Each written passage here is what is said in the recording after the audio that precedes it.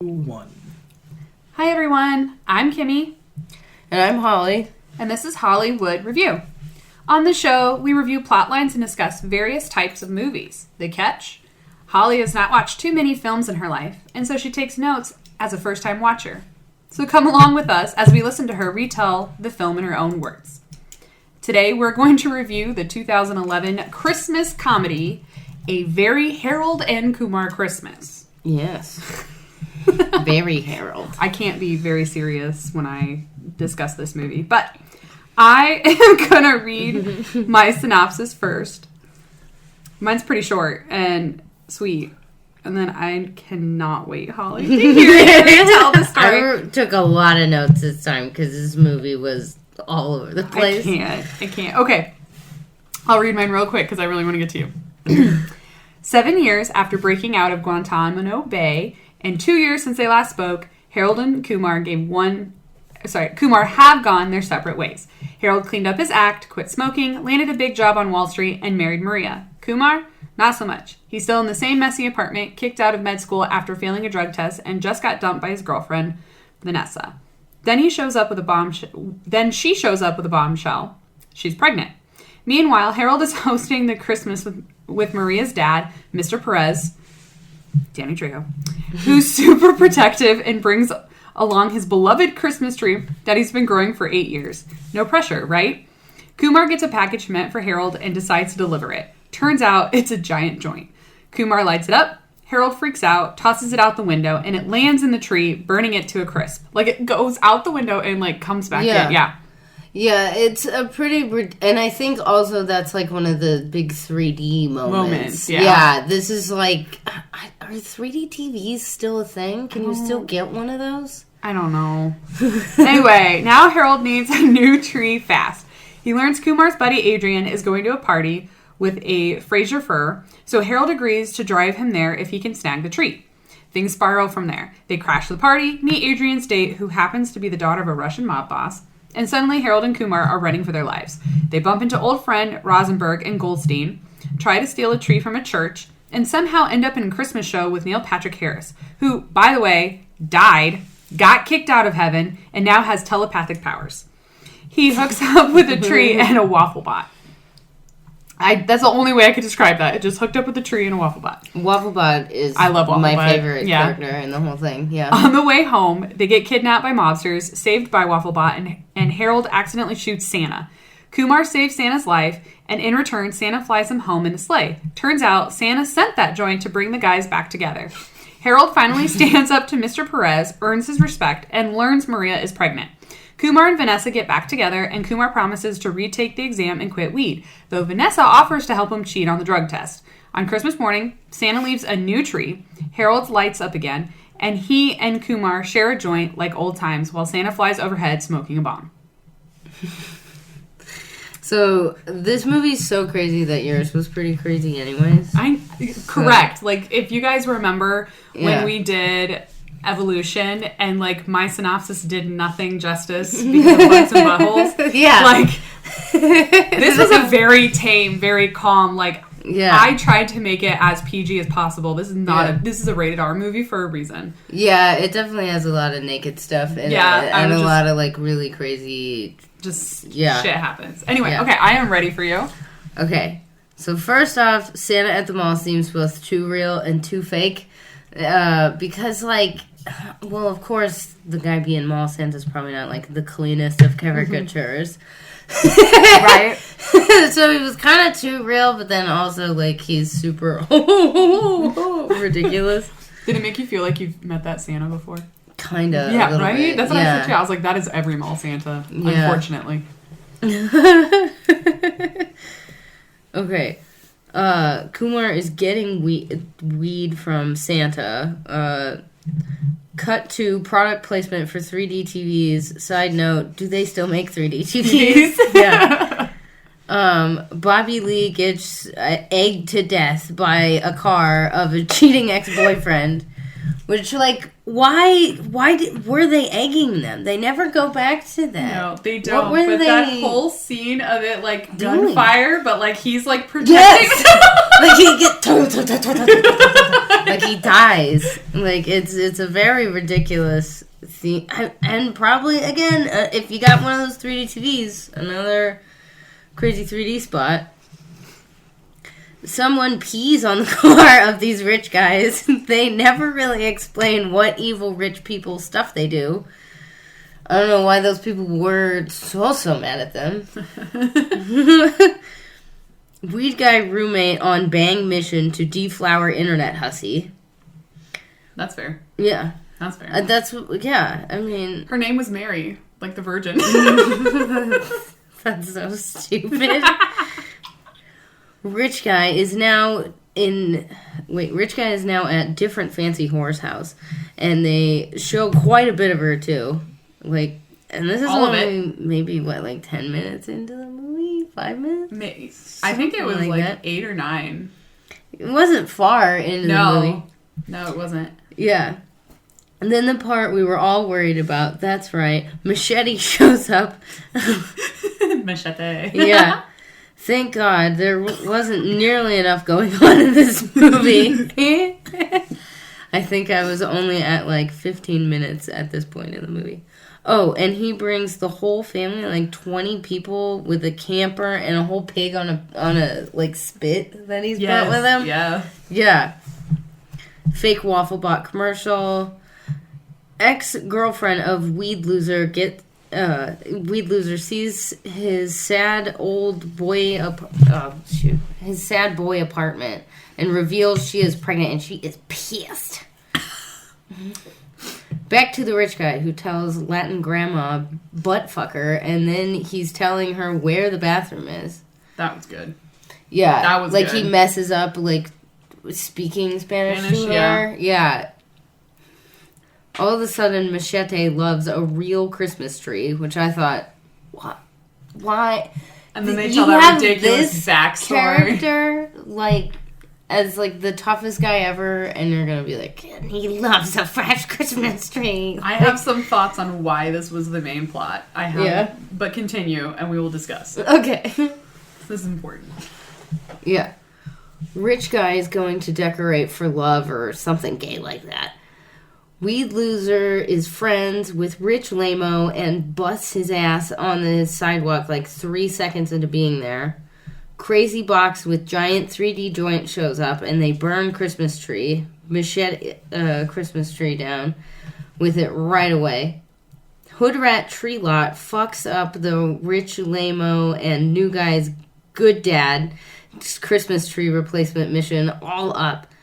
3D smashing car scene blows up shitty Weed Loser and fuck the Rich Lamo's new guys and good dad's Christmas tree replacement mission all up. 3D smashing car scene blows up shitty Weed Loser and fuck man's mission car and the replacement tree. All the boys fight instead of a huge 3D makeout scene, which was a huge missed opportunity. That's so good. Yeah. Yeah, good dad's night gets straight fucked up. Baby gets high with Weed Loser, and good dad gets way less mad than he should have. Yeah. He should have gotten, like, way angrier. So much angrier than what, yeah. Yeah, and then they, like, Wu-Tang Clan him. Her back to sleep or whatever. Yeah, like, and that down. just cures her and she's all better. Like, you're a baby whisperer. Yeah, like, that would have never worked ever. He's disappointed where she's like, I got the munchies. And he's like, great. Now we're going to have to buy her disgusting food so she can come down from her high. This is fabulous. And I was just like, oh my God. Yes. Somehow the virgin party for the fuck mission, the fuck boy is an actual real thing and not a Nigerian email scam, which is exactly what it sounded like. Mm-hmm. Follow me to my super rich person apartment with my virginity to give to you. That would have been a great plot twist as well, I think, if they showed up to her apartment. Right. And it's just nothing. There's nothing and They just nobody get jumped. there. Yeah. By the mafia, right? Right, yeah. That would have been equally as good. We could have just continued on. Yeah. Good Dad continues to get screwed. The most ridiculous beer pong 3D shoot out ever that the weed loser does in like 5 seconds to... Like, they're like, oh, we're going to play beer pong. And they make it seem like there's going to be a really long scene. And it goes on immediately. Just one single turn. And then it's over. Good Dad's baby accidentally does cocaine. Which, again, he should have been way madder about that. Nigerian email scam girl just starts assaulting the rich guy, and his dad walks in. Did you bring this up? That there's the girl that assaults the guy with the blowjob at the mob boss party, and the dad walks in like 5 seconds into that, and they're like, no, that's not what was happening. Stars, you gotta believe us. Like I said, I was trying to make mine completely... I just said that the mob was PG. coming in, and it's not very PG to have the mob boss's daughter blow you in the movie. Good Dad's Coke baby is Spider-Man. Mm-hmm. Weed loser and rich guy get so high from the mob drugs that they go full claymation, and they show a big 3D wiener at the end of the claymation trip, and they go to White Castle, and the Jewish guys at White Castle argue.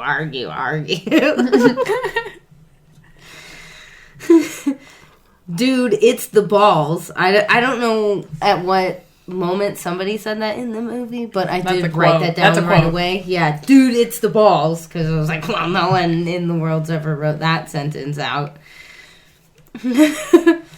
A ridiculous 3D plan scene with naked nuns comes for a plan that they don't do a single second of. Do any of it at all. Good Dad is still having his night straight fucked up. Still. He's like stuck in that closet. Through the rest of the movie. Yeah. It's like, most of the movie he's like stuck in this closet freaking out, and then that guy gets high and eats chips in there. Yeah.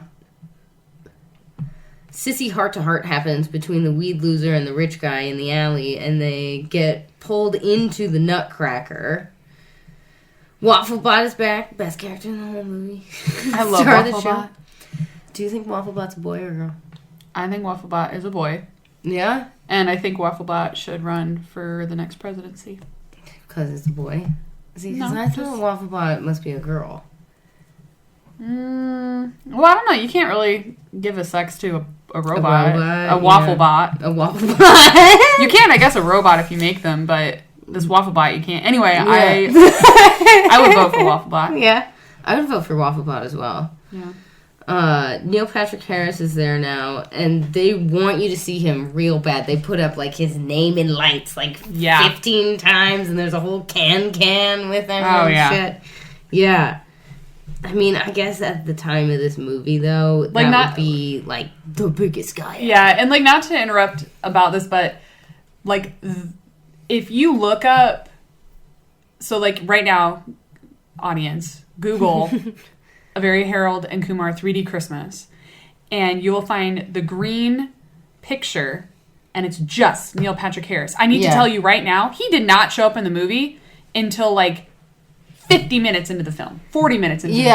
Yeah, I mean, it's pretty... it's late in the film that he shows up, because the whole time I'm watching, I'm like, okay, where the hell is he? Yeah. Where's my guy? Where is my guy, Neil? Yeah. Exactly. Okay, sorry, go ahead. That's okay. I'm just letting people know that this is already halfway through the movie, if not more. Mm-hmm.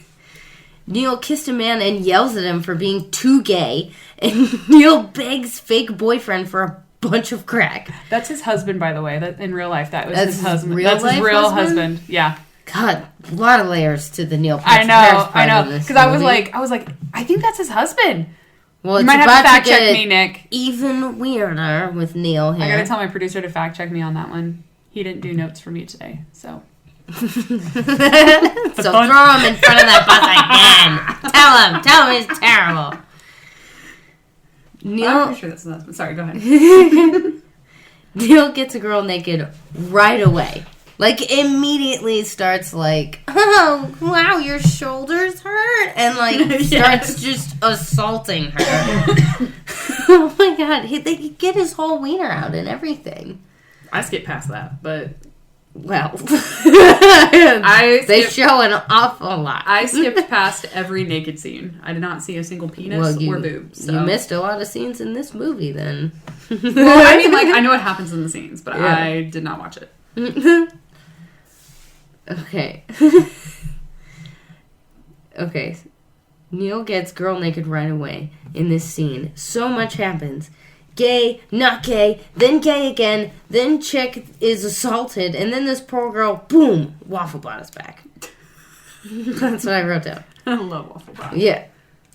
Neil Patrick Harris talks about heaven and chicks that have their tits out in heaven, and Neil Patrick Harris can now read weed losers and rich boys' thoughts, and he gives them a Christmas tree and a Wafflebot.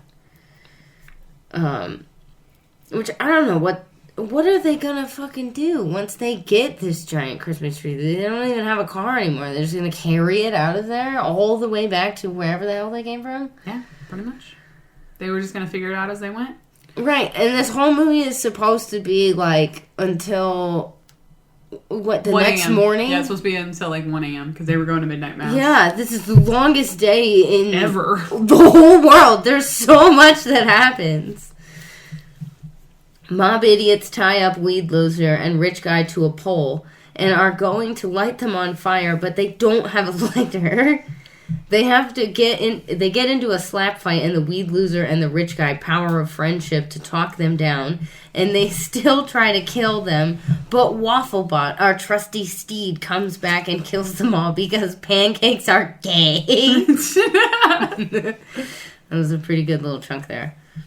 Then rich guy immediately gets his dick frozen to a pole they were tied to, and weed loser pours hot coffee onto him to save his wiener. Another part that you probably missed. I did skip.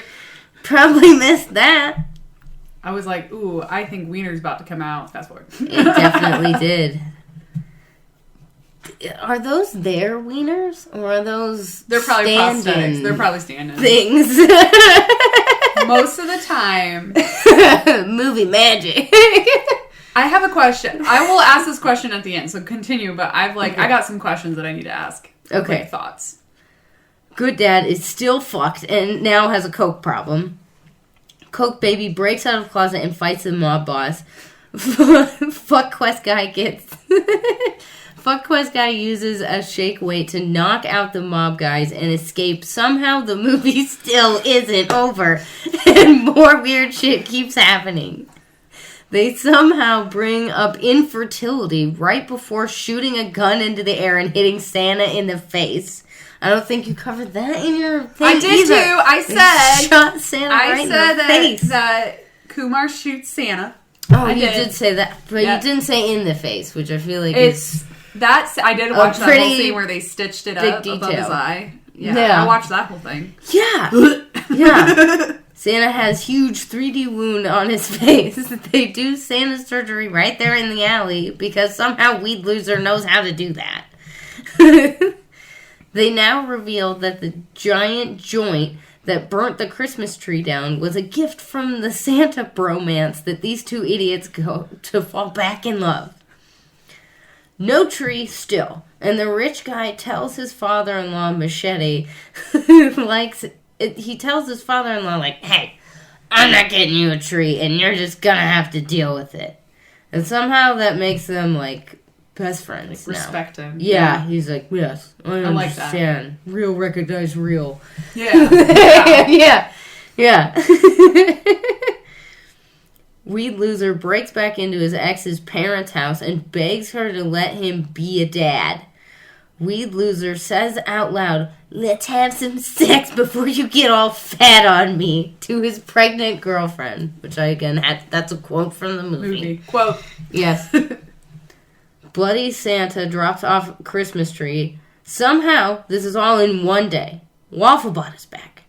Good Dad is sweating from Coke. 3D Santa saves the day. In conclusion, this movie is so weird and had so much happening in it, and it was not nearly as much Wafflebot action as I really would have wished for. I'll give it a 3.5. Out of 5? Yeah. Okay. Yeah. I like that. So, thoughts that I have and discussion pieces. So the reason I believe that the whole plot was the stupid Christmas tree is because they knew the audience that would be watching this movie and their attention span is short. And so so every scene was only, if you look at how the scenes were laid out, they were only 5 to 8 minutes. Yeah. So that you only had to focus, and there was nothing deep about this movie. No. Nothing you had to remember. No, the whole plot the whole time is that they are gonna get this Christmas tree. Yeah. It's like if TikTok wasn't invented yet, but they were like, we can break this down. Exactly. Like you're swiping. 100%. And that's the movie. Like, if you wanted to watch a movie, but only 3 minutes to 5 minutes at a time, and that's it, this is the movie for you. Yeah, that exactly is what this movie was. You gotta like a bunch of wieners and naked stuff. You gotta be into that, too. Like, I don't, like, is there that much nudity in the other Harold and Kumar movies? I feel like there is, but I think... I'm the wrong person to ask. I know. Okay, audience. Audience. Can you please comment below if this movie had a strange amount of nudity in it for a Harold and Kumar movie, or if this was like normal? Because like I remember White Castle had some. Yeah. I can remember one specific scene. Yeah. But I don't remember much. But like I said, the last time I watched this movie was 2011. Yeah. Like. So it's been a in long high time. school, this is when this came out. Yeah. And then I was a senior, so I'm not dating myself now. But this movie came out, and that's probably the last time I saw it. So then I watched it recently for this. And there were a lot of things that I were like, oh yeah. Like, I knew when the nudity was about to hit. I was like, oh, I remember that. Like, right. skip that. Oh, let's go now. Okay. No, never mind. Whoops. So, yeah, that is my take on why you took so many notes. Because, like, it wasn't long and drawn out movie. It was just these short bits. Yeah, nothing really connects to anything. It was almost like watching just a long SNL. Yeah. It's episode. very like a skit, or like they would be funny on their own, but like, are they a movie? ? I'm not really sure. You know? Correct. Yeah. Right? Like, I mean, if you just don't think about what movies are. Yeah, exactly. Did you fact check me on Neil Pat? Oh, okay. He's like, no, you called me out. I love my producer. It's so helpful. Good. Excuse me. Oh, no. What was your favorite part of this film? Probably any of the scenes that had... when Wafflebot saves their lives. That's probably the best part. Yeah. I mean, I liked Wafflebot as just a character, because what an absolutely silly thing to have at all for any reason. And they bring it up several times. I'd like to have Wafflebot have her own little spin-off skit or movie, maybe. That would be really funny. Some tiny short that's like 20 minutes long of Wafflebot stuff. Yeah. It would have to be like Wafflebot gets lost in the mall or something. And it would just be like a bunch of little things that Wafflebot would get into. I would watch that. Yeah, I would definitely watch that. Can Wafflebot just be a Christmas special? Yeah. Wafflebot saves Christmas. Yeah. That's kind of what this was. Yeah, a Christmas special. Like Wafflebot did save Christmas. Yeah. Yeah. Yeah, Wafflebot definitely saved Christmas. Yeah. I think my favorite scene was the egging scene. That's like at the beginning. The very beginning, yeah. But when he just like gets egged, like he's getting shot in like a serious movie. I don't know. Yeah, he does really dramatize this It was egging. really good. And just like the soundtrack, like that music in the background, like as he's laying there, and it's not Ave Maria, but it's like, you know, something like that. Just they're like running some kind of incredibly dramatized scene. Again, probably more 3D stuff. Yeah. There are a lot of, like, weird little 3D things that you're like, oh, they definitely wrote this to make a big, oh, it hit the screen or whatever. Yeah. Yeah. Yeah, I like that they tried to break the fourth wall in the beginning, too, when he was like, because it's 3D and it's coming at you! Yeah. And, like, points. And, and Harold's like, who are you pointing at?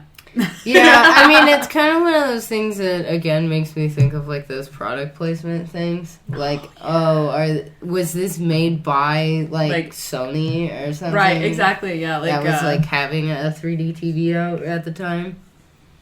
Was it Sony having a 3D TV? I think it was. I don't know. I was just guessing. I think I saw that in the movie. That's why I said that, because I think they zoom in on Sony TV for a second to be like, buy one!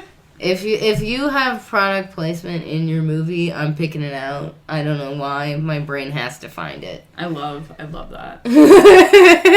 Okay, question. Yeah. This was advertised as a Christmas movie. Yeah. Now, do you think it was advertised as a Christmas movie because it just took place during Christmas and there were Christmas items in the movie? Mm-hmm. Or did it actually have the Christmas spirit? The Christmas spirit? I don't feel like this is a Hallmark movie. No, not Christmas a Hallmark spirit movie. Kind of thing. But, did they have the essence? Like, did they tell the story of, like, what Christmas should be? I don't feel like it was movie enough to do that. Because it's only these, like, 3 to 5 minute little skits the whole time that they kind of say is a movie. Right? You know, it's not the same as, like, I don't know. There wasn't enough plot happening. I agree. You know? I agree. Can't rope me into your mystical story with the whole story just being like, we did a bunch of shit. Right. Like, I feel like it could have been the same story if Danny Trejo showed up with, like, a cactus. Yeah. And is like, I'm going to have this cactus tomorrow for a competition. Yeah. Make sure you water it at midnight tonight, because that's, whatever. Yeah. It could have equally have been a summer movie. Exactly. I don't believe it had Christmas spirit, but it was at Christmas time. Because, like, that's always a big argument of what is a Christmas film and what's not. Yeah. Because does it have to take place at Christmas? Right. Or does it have the Christmas spirit? Yeah. What makes it a Christmas film? Yeah. Since, and I would give this movie, like, a 3. Yeah. Like, a 3. Like, it was funny. Even now, it did not age too well, but it was not like Evolution. How that one aged really bad. Like, this was, I still laughed and had a good time. Yeah, it was still kind of funny, and it was just so many things at once. Yes, so many things. Yeah. But what I was saying is, since we're talking on what is a Christmas movie or not, yes, this is going to be our little segue into our Christmas special that we are doing. Segue. So, listeners at home, join us for our next episode, where we will be discussing a Christmas film, because not only does it take place at Christmas time, I do believe it has the Christmas spirit. All of you know it as the famous Christmas movie. The famous Christmas movie? Die Hard. Oh, man. Oh, man. So please, join us in 2 weeks for our Christmas special as we review Die Hard. Yeah. Thank you, everybody. Don't forget to like, subscribe, and you can hit the bell so that you're aware of when our next episode drops. And please comment below any movies you'd like Holly to review. I almost guarantee she hasn't seen it. So she'll be a first-time watcher. And then, can you people please fact-check me on the Neil Patrick Harris thing and his husband? Because our producer did not, and I really now want to know. So please comment below.